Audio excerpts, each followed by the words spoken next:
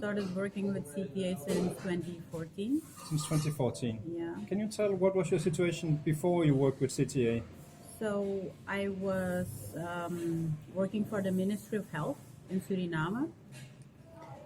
I did study change management, but because I didn't complete my study, I couldn't grow in the job I was doing at the ministry. So in 2014, a friend of mine who was doing her PhD and was using the participatory three-dimensional modeling method, got in contact with CTA for technical support to do the same method in Suriname, the Upper Suriname River area. And because I'm from that community, the tribal community of the Samaka people in the Upper Suriname River, and I did study change management, but the only knowledge I had about that was from books. So she invited me to support this P3DM modeling, and that's how I started working with CTA, facilitating the participatory modeling process in the Upper Suriname River. So how was the CTA came in, and when you work with CTA, what did that change for you? So back then, you would hear a lot about community engagement organizations working with communities, and the stories I heard were never pretty. And then when I saw the way the participatory modeling, how it was done, the way people from these communities were involved, I liked it. And I thought, this is the way I want to work with communities. This is what I want to keep doing. So that's it basically. That's how it started. And what was it that was different? Well, it was when you hear stories about organizations supporting communities, it was always about telling them what to do and how to do it. But what I liked, it was facilitating them to do a certain, to do something. It was the facilitating, not the telling. It was just, I have to think of the right way to express this. But when you come from a community where people assume you have a lower intelligence, you're not able to do things by yourself, and especially with let's say methods that come from research like this method. Most of the time people would come and just tell you what to do, but here it was the people kind of saying what they wanted to see, what they wanted to do, and that's what I liked. It was about facilitating and not telling people what to do. Okay. So, with this insight, I guess it not only changed you, but also the communities you work with. Can you tell a bit on impact change you noticed in the communities? Yeah. So, about a week ago, I was for this Red Cross project. I was in the Upper Suriname River area. And then I met one of this guy who had participated in this mapping. And he told me about the difficulties they were facing, but then within the communities, these different villages, because there are, land use issues between villages, land tenorship problems between villagers. And one of the things he did was that he used the digitized version of the P3DM to come to the government in the city to prove that this is the area they were really using. And so that is also one of the reasons when he talked to me, he said, for example, the other villages were kind of aggressive towards them with these. For example, they would farm and then they couldn't harvest it because these other villages that felt that they had more right to these um, um I have to think the English word, sorry. Yeah, so um, Hawassa. Washed? No, Hawassa, like things you plant, what you harvest, what's it called? The Agriculture. crops? Yes, The- crops. Yeah. Yeah, so then what they would, some other villages that felt they had more rights to the land would be very aggressive and harvest their crops because they felt that these were planted in on land that belonged to them. But because he had done this mapping process, he felt like the best way to deal with this was through I won't say law and order. I want to find another way for it, but um, A yeah, non-flexible, something Huh? like that. Non-flexible. he felt way, like or- there was, better ways, non-aggressive ways to deal with this, to find a solution for this. So that's what he's been trying, and he was one of the, let's say, uh, one of the villagers who was really participating at that time. So now he's been using these maps not only to talk to the government but also to the other villagers to find a solution for this tenure, land use issue. Yeah, yeah. Yeah, that's one of the things I've seen. Um, for example, in Bronsweg, where we did the last P3DM, Bronsweg is a village. It's becoming a bit urban because it's closer to the city, and it has a very bad reputation. Yeah, so of criminality, etc., etc. So I remember during the handing over ceremony of the model, one of the community members who participated was telling us that he kind of realized that their youth, because the youth also participates in the process, that they have so much knowledge and so they can do so much. And the way he said it, it sounded like now he finally believes that they have more power and knowledge and are more able to do things that he realized before then. Yeah, I'm trying to, yeah, impact wise.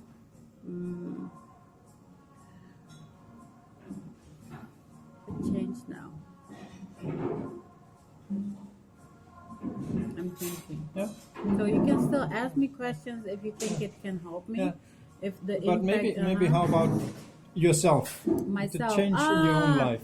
Oh, that's what you mean. Ah, both. I mean, Okay. I'm interested in both. So- Okay, so change in my life is that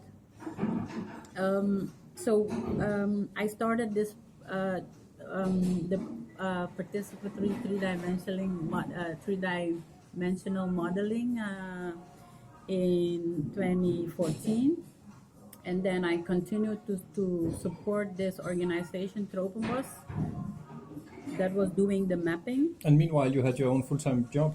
Yes. Oh, yes. Meanwhile, I was still working for the government, but I didn't really like what I was doing, but I didn't feel like I could leave because I didn't have a degree. So I didn't feel like I could get these jobs working with communities. So by getting this experience, working facilitating these engagement processes for the participatory modeling, I started. I even did. So then after the mapping in the Upper Suriname River area was finished, the last cluster was finished, I coordinated a participatory process with support from CT, of course. But this was the first time that I was the coordinator, not only the facilitator. And through these processes I had done, I gained the experience to coordinate this one. And because I coordinated this one, I could apply and get a job. I had the experience to work with communities, to engage communities. So I applied for a job as a Red Plus engagement assistant at the Red Plus project management unit in Suriname, and then I got this job. But I also felt like there was much more I could um, contribute to the community where I came from. And like I said, the stories you hear about organizations working with communities aren't always pretty. So I wanted to do it in a different way and have a participatory focus. So that's why I decided to start up my own NGO. You said CTA supported you in the process. Yeah. Can you tell me a bit how CTA supported? So What was the role of CTA? So the role of CTA was technical support. How do you facilitate community engagement? How do you facilitate participatory modeling process? Yeah, how and also how they. I remember there was this conference in Sydney, World Park Congress. So there I could also experience and share the experience we had from Suriname, and also learn from what other communities had been doing, what kind of solutions they had for problems in their communities. So, and the other, or one of the other things, support I got from CTA was participating in this workshop, sharing the participatory three-dimensional modeling method, and that was in Bolivia. That was, I believe, in 2016, I believe. And finally, I got support from CTA to do this social media for development and Web 2 course online. And then you took the step to quit your own job and set up your own NGO. Yes, so when I started doing it was in 2014 when I started doing participatory modeling. So by when I was coordinating the third P3DM, that's when I quit my job, because I wanted to focus on that full time by that time. Yeah. That's a big risk to take.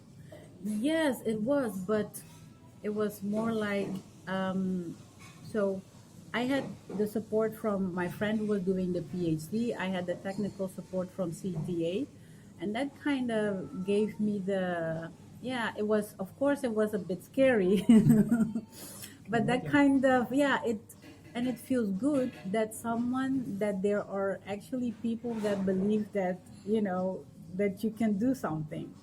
So I think that kind of helped too. It was the first time that it might be difficult I don't know, it's a bit difficult to explain, but like when you're from a tribal community, I don't know how it is in other countries, but I know in Suriname, people see you in a certain way.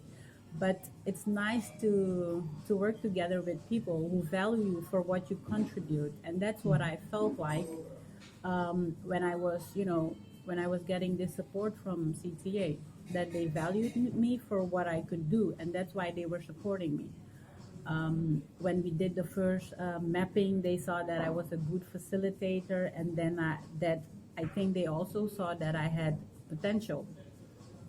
So it felt good that someone or organizations, people were willing to support you because of what you contribute, and not because of this idea they have about where you come from and who you are supposed to be.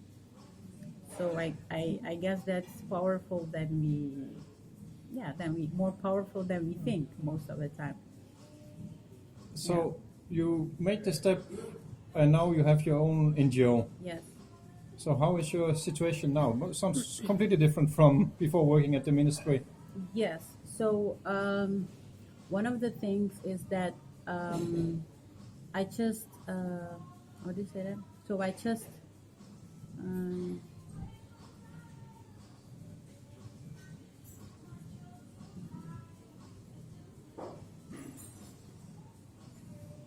I'm trying to formulate to see if I can.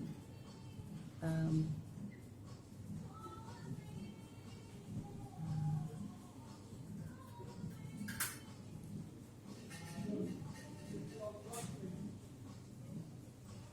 how is it different? It's so much different. I don't know where to start. So yeah, I'm trying to. Yeah, I'm trying to think. How is everything is so much different now? Wait. Okay.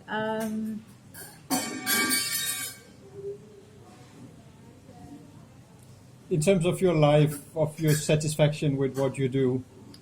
Okay. Yeah.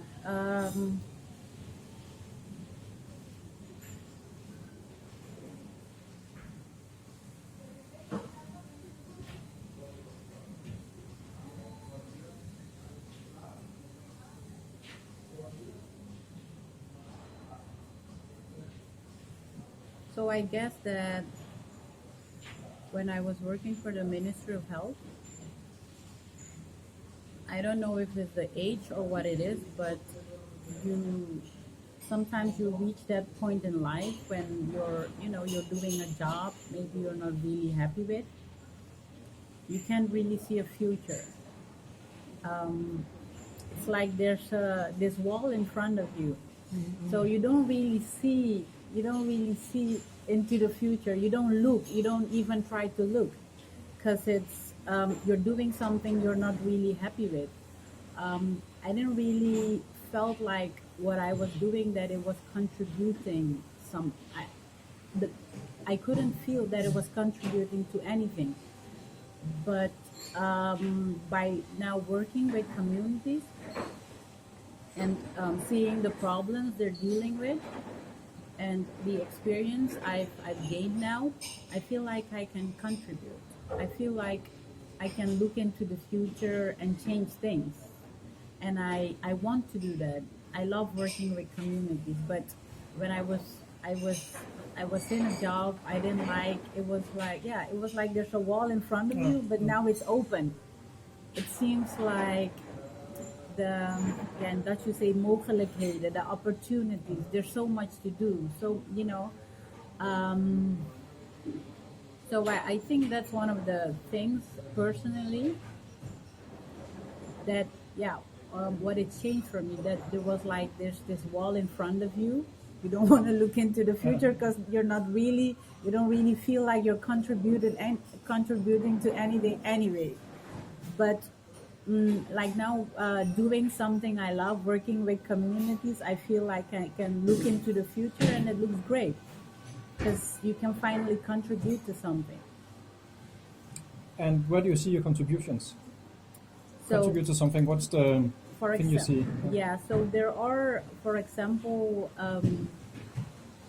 at a certain point as an NGO, you have to, how do you say that? You have to have focus areas. And I've seen the community where I'm from, we've had some, well, compared to what other countries experience, these aren't great natural disasters, but we still have some natural disasters like flooding and really big flooding. So I noticed that we've had some very bad floodings for some years now, but we're still not prepared. We're still not preparing.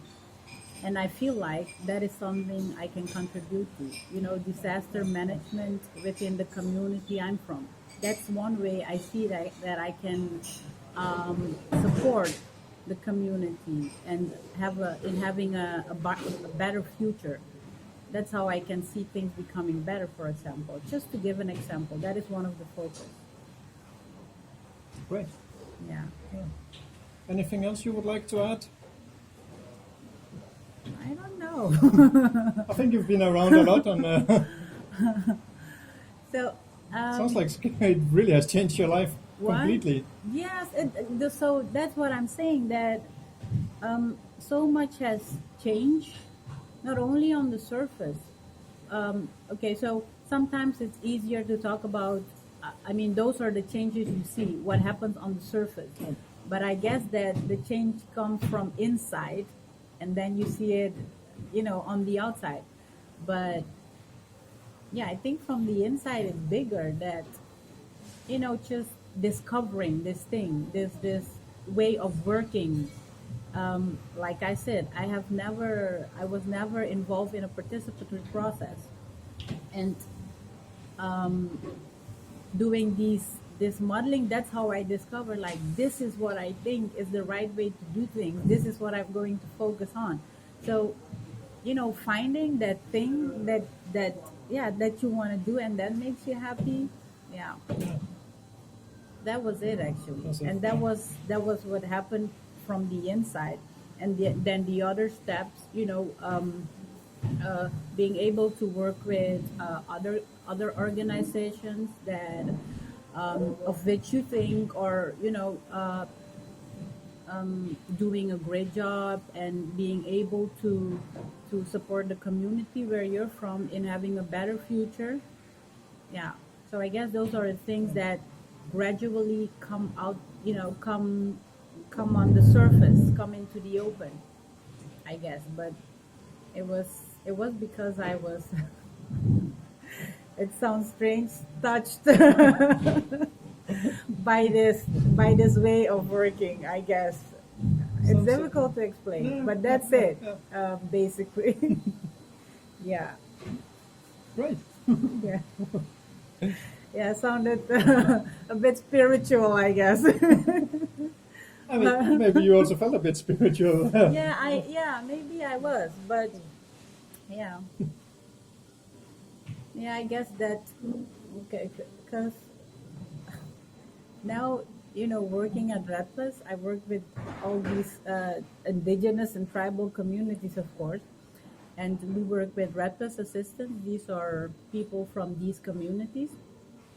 And then when you hear the things they complain about, like people don't listen to us, they don't ask us before they try to give support, we're not involved, etc., etc. These are things that I recognize very well.